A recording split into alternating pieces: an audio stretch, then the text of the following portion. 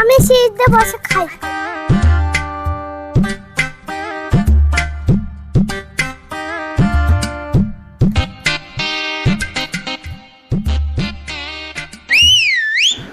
আজকে যে করেই হোক পকিয়ে পাকিয়ে ওদের থেকে চিপসটা আমায় খেতেই হবে।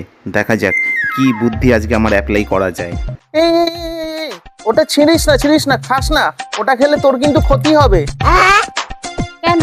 চিপস খেলে ওর কি ক্ষতি হবে? 2 মিনিট দাঁড়া, দে আমাকে। लेकिन ये साला कर क्या रहे हैं आप?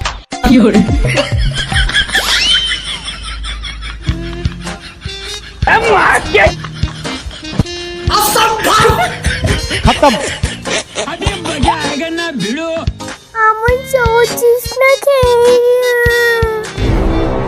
কি হলো? আপনি আমার মেয়ের চিপসটা খেয়ে নিলেন কেন?